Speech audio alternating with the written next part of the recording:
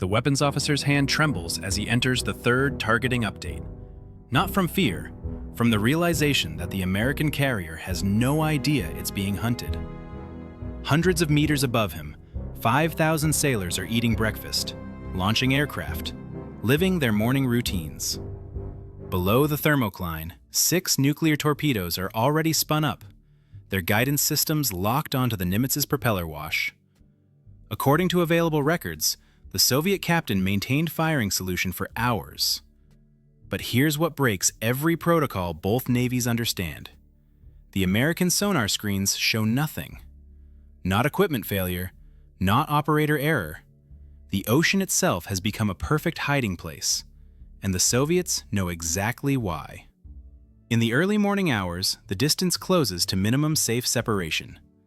In the carrier's Combat Information Center, radar operators track surface contacts, air threats, the routine geometry of naval power projection.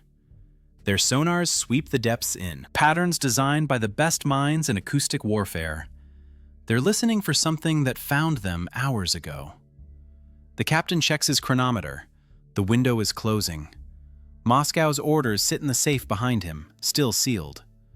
What happens in the next 40 minutes will depend on a decision no one wargamed. USS Nimitz maintains steady speed on a west-northwesterly heading. 5 destroyers and 2 frigates sweep active sonar in coordinated arcs, 15 to 35 nautical miles out.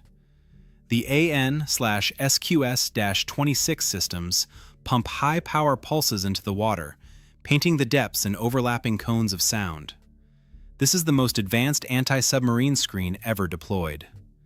7 surface combatants, each with sonar suites capable of detecting targets through convergence zones as far as 40 miles out and via bottom bounce at 25.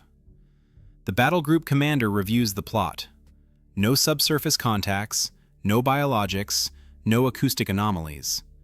The ocean is clean. He has no reason to believe otherwise. 180 meters below the surface, the Victor-class captain orders speed 9 knots. 3 knots below the threshold where his 7-blade propeller cavitates and lights up every hydrophone in the battle group. The engineering officer confirms reactor output reduced to minimize coolant pump noise. The crew moves in soft-soled shoes. Every valve, every hatch, every tool is secured or dampened. This is not silent running by doctrine. It is silent running by physics. Above 12 knots, the propeller blades spin fast enough to create vapor bubbles that collapse with sharp acoustic pops. Those pops can carry 30 miles through thermoclines and convergence zones. At 9 knots, the blades push water smoothly. The Victor becomes a hole in the ocean. The weapons officer logs first contact. Nimitz propeller signature bearing 042, range 19,400 meters.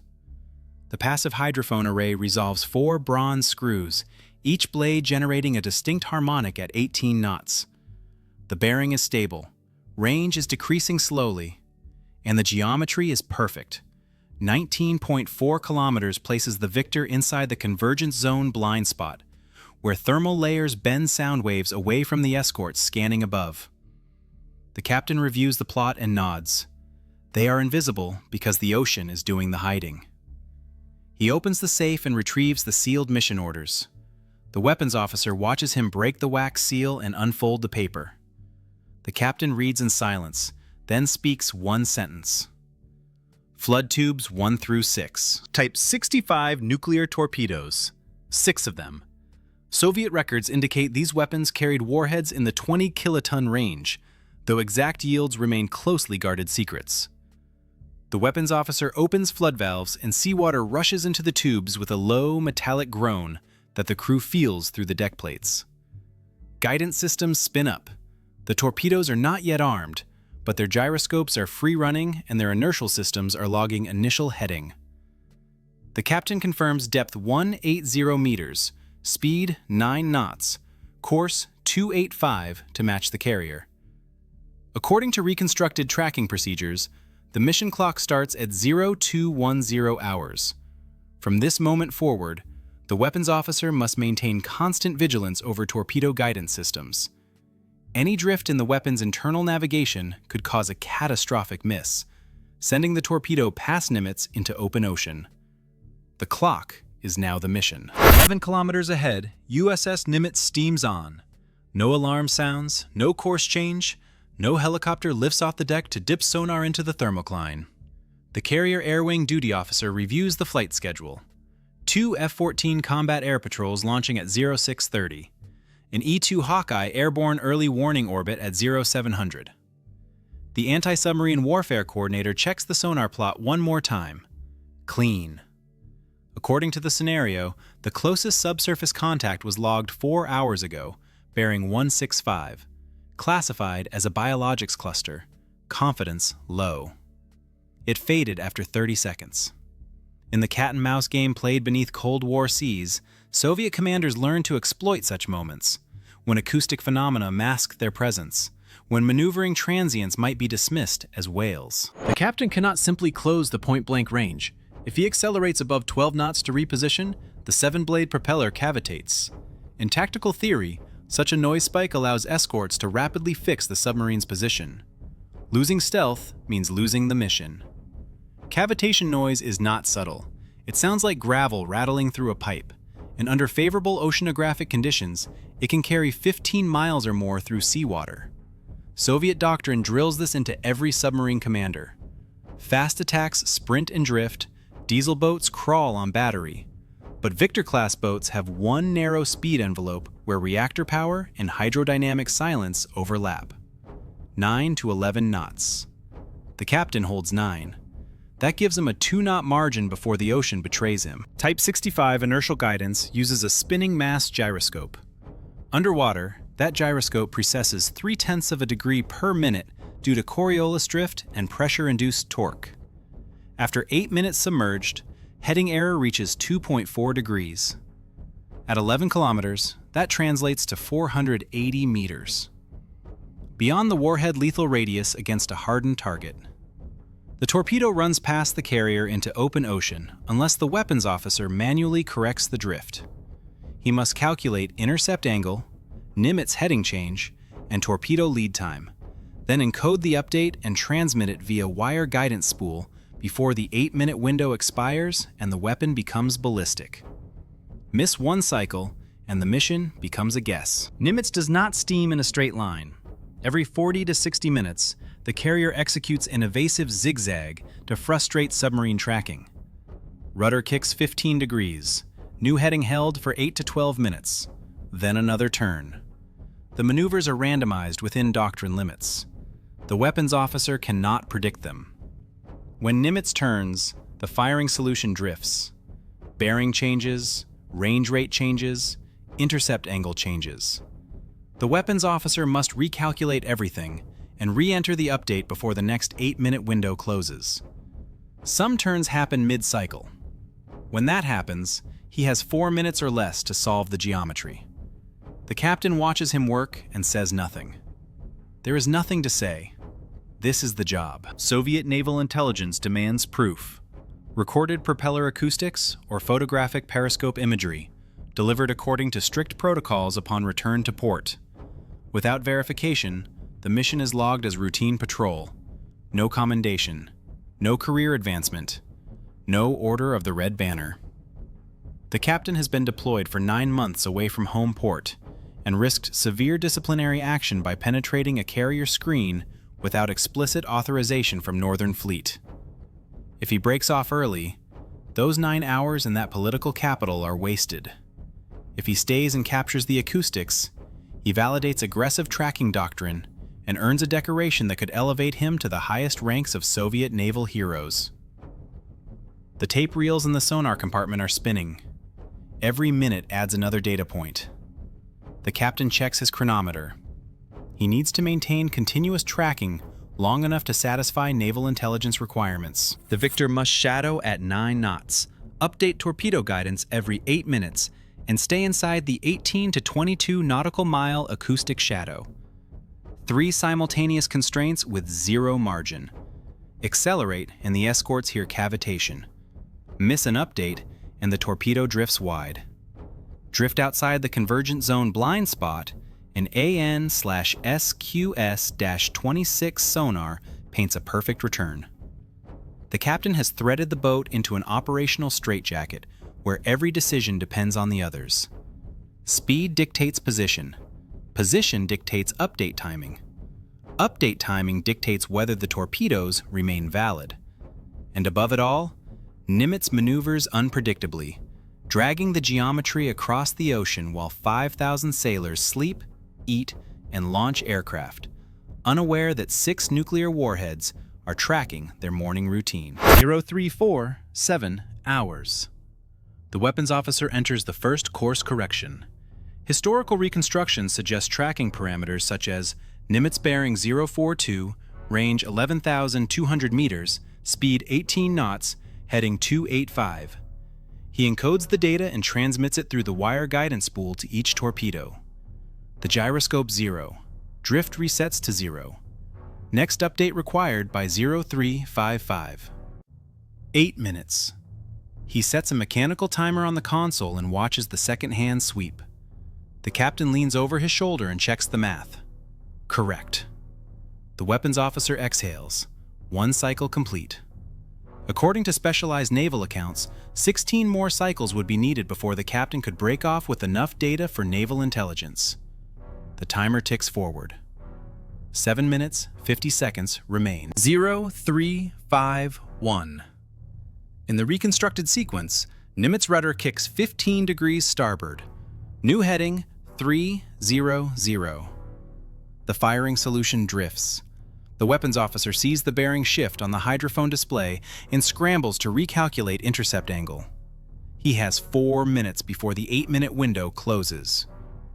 Erase the old course, measure the new bearing, calculate range rate from Doppler shift, estimate intercept lead time, encode, transmit. His hand moves faster. The captain stands silent behind him, arms folded. At 0354, the weapons officer finishes encoding. He transmits at 0355, exactly on schedule. The torpedoes accept the update. Drift resets. The timer starts again. The captain nods once. No praise, just acknowledgement that the job was done. 0355. Second update transmitted. Torpedoes remain valid. The sonar officer reports a problem. Nimitz is maneuvering shallower in the water column, dragging its acoustic signature upward. If the Victor stays at 180 meters, the thermocline will shift and the sound propagation paths will change. The captain orders depth 165 meters. The dive officer adjusts ballast and the boat tilts forward 3 degrees. Slow descent to stay quiet. The deck plates creak. At 165 meters, the thermocline is directly above them again. The hydrophone feed sharpens. Nimitz propeller signature is clear and stable. The weapons officer logs the new depth and prepares for the third update cycle. The crew follows standard target update procedure. Timer resets. 0620 AN/SQS-26. Active sonar aboard the lead escort goes to full power. Massive acoustic energy pumping into the water. The Victor's hull rings with each ping. The sonar officer hears it through his headphones and winces. The captain freezes, pinging the convergence zone in a 360 sweep. If the escorts have repositioned, if the thermal layer has shifted, if the Victor has drifted even half a nautical mile outside the shadow, the next ping will paint a perfect return. The weapons officer holds his breath. Ping. Nothing. Ping. Nothing. The acoustic energy refracts downward, potentially passing over the Victor as it hides deep beneath the thermal boundary. The sonar officer exhales and reports contact lost. The captain resumes breathing. They are still invisible. Aboard Nimitz, the sonar officer reports possible biologic contact, bearing 220, confidence low. The ASW coordinator reviews the spectrogram. Faint mechanical transient, low frequency, intermittent. Could be a whale. Could be a submarine adjusting depth. Could be thermal noise from a current shear. The signature fades within seconds. Not enough to classify. Not enough to justify launching a helicopter or repositioning the escort screen. The coordinator logs it and moves on. In scenarios like this, according to accounts from Soviet submariners, the weapons officer would be watching the hydrophone feed intently. If they had detected the Americans' brief interest, the tension would be palpable. A glance at the captain. The captain's face showing nothing, but his hand resting on the dive officer's shoulder, a silent reminder. No unnecessary maneuvers until the next update cycle completes. What if the ocean itself is hiding you? The Victor sits at 165 meters. The escorts scan at 50 meters. Between them, a thermal barrier where temperature drops 8 degrees Celsius in 20 meters. Sound waves hit that boundary and bend away like light through a prism. This is Convergence Zone Sonar. The AN/SQS-26 transmits high-power pulses that dive deep, refract at the thermocline, and return to the surface at predictable ranges. First convergence zone, 30 to 35 nautical miles. Second zone, 60 to 65. Between those zones, coverage is strong, but there's a gap. Between 18 and 22 nautical miles, the layer angle deflects waves downward, past submerged contacts, instead of bouncing them back. The ocean is not uniform. Temperature drops with depth, and that temperature gradient bends acoustic waves like a lens bending light. The Victor isn't invisible because the sonar is weak. It's invisible because the ocean creates a hole in the coverage. The escorts are searching. Their sonar is active, powerful, sweeping the depths. And the submarine they're hunting is sitting in a shadow they can't see. Not because their equipment failed, because physics won't let them. Every 12 seconds, the AN/SQS-26 active sonar pulses acoustic energy into the water, enough to shake a submarine like a struck bell. That power should detect a surface diesel at 40 miles, a nuclear boat at 25. Should. But the returns only map targets outside the 22-mile ring or inside 15 miles. The Victor sits in the gap, invisible, well within torpedo range. The sonar operators aboard the escorts see clean screens. And here's what they don't understand. Nothing is broken.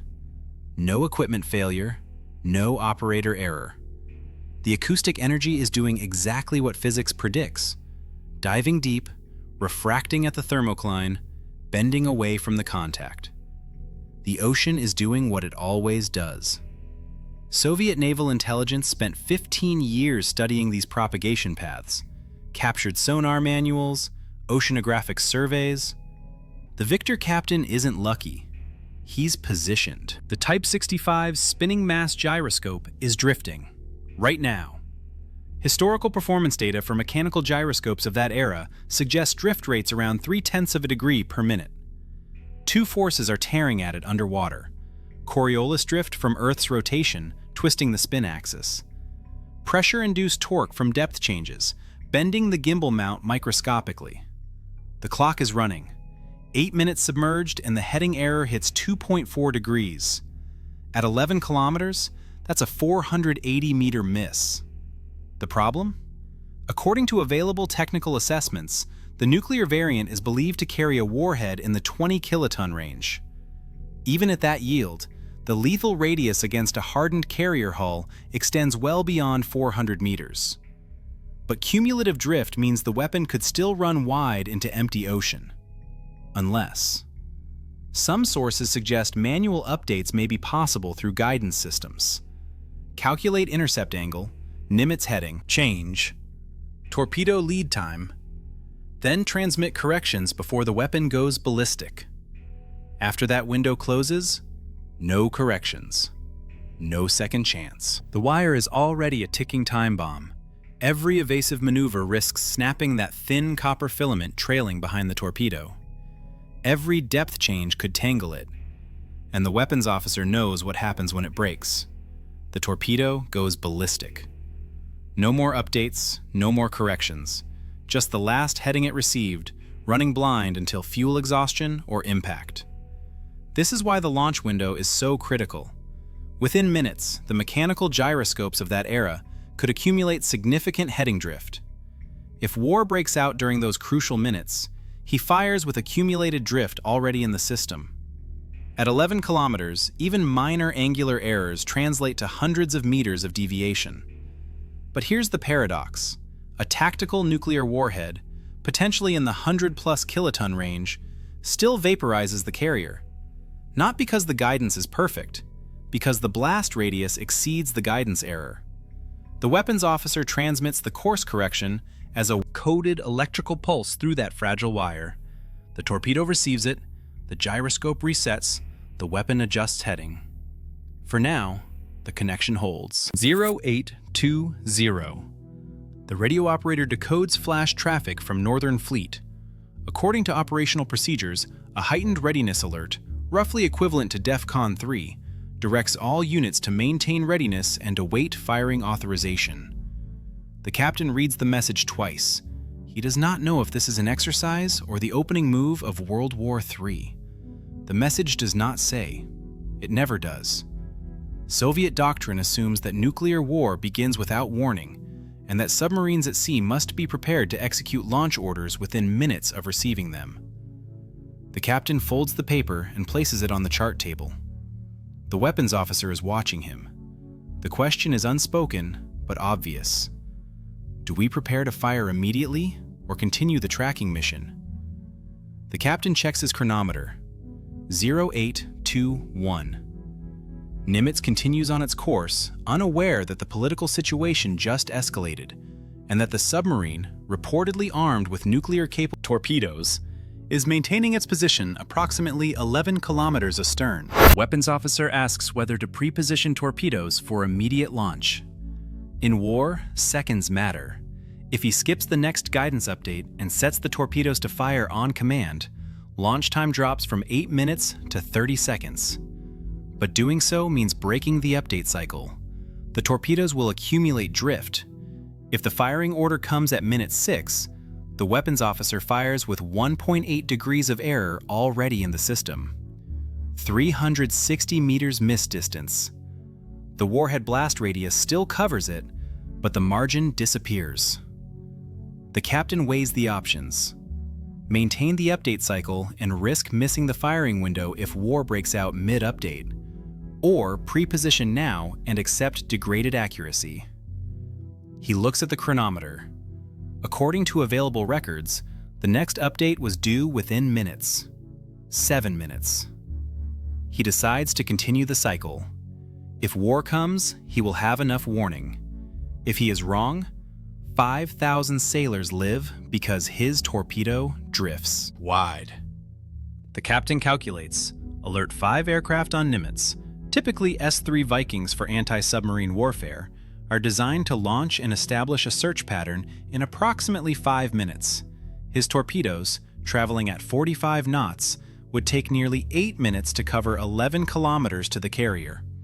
Even if Nimitz detects the launch and sounds general quarters, the flight deck crew faces a race against time to spool jet engines, arm weapons, and catapult aircraft. The victor holds the tactical advantage, but only if the captain can maintain a continuous tracking solution and avoid detection long enough to close the distance. If he loses the solution, even briefly, the carrier's defensive systems gain precious seconds to respond. The margin is razor thin, 8 minutes of torpedo flight time versus 5 minutes of aircraft response time. A 3-minute gap that determines whether 5,000 sailors die or live. 0835. Nimitz increases speed to 22 knots and begins evasive zigzag. The carrier is not reacting to the victor. This is routine doctrine. But the geometry changes instantly. The weapons officer recalculates bearing and range rate. To maintain shot geometry, the victor must increase speed to 11 knots. That is right at the cavitation threshold. The captain hesitates. 11 knots keeps him in the acoustic shadow, but any flow turbulence or propeller imperfection will push him over the edge and the escorts will hear cavitation. He orders speed 11 knots. The engineering officer acknowledges and advances the throttle carefully. The propeller RPM climbs. The sonar officer listens to the hydrophone feed, waiting for the first sign of cavitation noise. The hull vibrates slightly. The Victor is now operating at the absolute edge of stealth. 1 knot faster, and he risks detection across a broad acoustic field. 1 knot slower, and Nimitz pulls away, dragging the Victor. Firing solution out of range. The sonar officer aboard the lead escort logs a new contact. Mechanical transient bearing 218, correlating. The ASW coordinator leans over the console. The signature is faint but distinct. Low-frequency blade noise, intermittent, drifting north at 5 knots. Could be a submarine. Could be a surface ship propeller at long range. The coordinator orders the escort to adjust course and reacquire with active sonar. In the Victor, the sonar officer hears the escort turning and reports bearing change. The captain checks the plot. The escort is maneuvering to close the distance and re-ping the convergence zone from a different angle. If the next ping hits from the new geometry, the acoustic shadow might not hold. The captain has 30 seconds to decide. Stay at 11 knots and risk detection, or slow down and lose Nimitz. He orders speed reduction to 9 knots. The Victor drops back into silence. The escort pings again. Nothing. Contact lost. The ASW coordinator logs it as non-submarine and resumes patrol. 0912, flash traffic updates. Barents Sea exercise concludes. DEFCON status, Jung. The captain exhales and orders depth 220 meters, speed 6 knots, breaking contact before the escort can triangulate his position. The Victor dives below the thermocline and vanishes from the hydrophone arrays. Nimitz continues steaming on heading 310, unaware that the moment has passed. The weapons officer secures the torpedo guidance systems. The mission clock stops at 9 hours, 17 minutes. The captain checks the tape reels in the sonar compartment. Propeller acoustics recorded. Convergent zone penetration verified. According to Soviet mission reports, shot geometry maintained for the majority of mission duration. He drafts an encrypted burst transmission. Recommend commendation. Proof for the Order of the Red Banner, delivered within 72 hours. The Nimitz continues on its patrol course. No alarm was sounded, no helicopter dispatched, no after-action report filed. The carrier air wing duty officer reviews the flight schedule for the next 12 hours and sees nothing unusual. The ASW coordinator logs the morning's sonar contacts. 2 biologics clusters, 1 mechanical transient classified non-submarine, 0 subsurface threats. The battle group has no idea that a nuclear torpedo boat shadowed it for 9 hours, with 6 warheads tracking its screws. 5,000 sailors ate breakfast, launched aircraft, and went about their routines while a Soviet captain held their lives in his hands. The information vacuum is absolute. No one aboard Nimitz knows. No one in the escort screen knows. The only record is on magnetic tape aboard a Victor-class submarine, now heading back to Petropavlovsk. U.S. naval intelligence eventually pieces together the penetration. SOSIS arrays, the underwater hydrophone network strung across the Pacific, detect the Victor's departure signature 3 days later. Acoustic analysts correlate the timestamps and bearing data with Nimitz's track. The conclusion is unavoidable. A Soviet submarine penetrated the carrier screen, held position for hours, and departed undetected by the battle group. The report goes up the chain to the Office of Naval Intelligence. No public acknowledgement, no press release. But inside the Pentagon, the incident drives urgent funding requests for towed array sonar systems and thermocline mapping programs. The acoustic shadow problem is no longer theoretical. It is a confirmed vulnerability exploited by a patient captain willing to stay below 12 knots and inside the convergence zone blind spot. According to some accounts, the Victor captain is decorated weeks later in a closed ceremony at Northern Fleet headquarters. No press, no public commendation. Soviet naval intelligence validates the propeller acoustics and confirms convergence zone penetration. The captain's mission report becomes a training case study for submarine commanders across the fleet. The tactic is codified.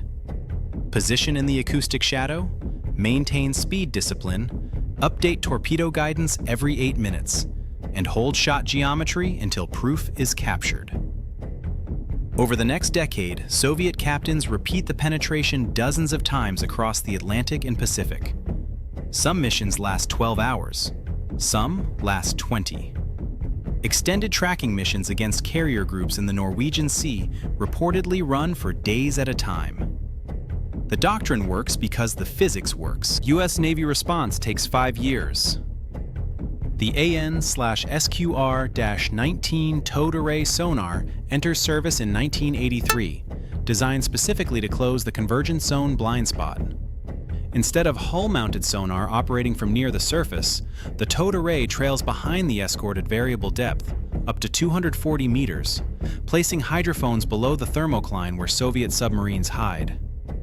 The system detects contacts in the 18 to 22 nautical mile gap that AN/SQS-26 missed.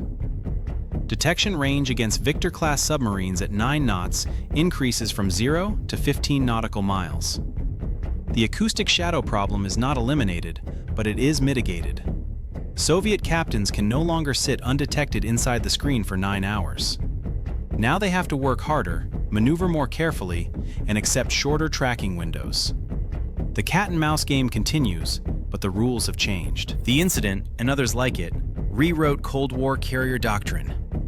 U.S. Navy planners realized that the world's most expensive warships were sitting targets, as long as a patient captain stayed below 12 knots and inside the acoustic shadow. Carrier battle groups began operating with expanded escort screens, deeper sonar coverage, and continuous helicopter ASW patrols. Transit routes were planned around oceanographic data, avoiding thermal layer geometries that favored submarine concealment. The vulnerability was never eliminated. Physics does not change, but operational awareness changed. Carrier commanders understood that Soviet submarines controlled the deep ocean, and that detection was not guaranteed. The illusion of invulnerability died quietly in classified briefings and updated tactical manuals. No headlines, no public panic, just a recognition that stealth submarines, not surface combatants, held the decisive advantage in the undersea war that never quite became World War III. According to Soviet naval accounts, a Victor-class submarine reportedly shadowed the carrier for 9 hours. The submarine was capable of carrying nuclear-tipped torpedoes in its 6 tubes. 5,000 sailors unaware. 0 alarms. Historical records suggest the Victor captain held firing solution long enough to destroy the carrier and walked away with the medal. Nimitz never knew. The escorts never knew. And for what Soviet sources claim were 9 hours, the Cold War's deadliest game played out in absolute silence beneath a thermal layer that bent sound waves away from the hunters and hid the hunter in plain ocean. That is not a failure of technology. It is not a failure of training. It is the mechanical reality of undersea warfare where patience, physics, and a 9-knot crawl can put weapons inside the screen of the most advanced battle group ever assembled. The ocean kept the secret. The Soviets proved it could be done. And the United States Navy spent the next decade making sure it could not happen again.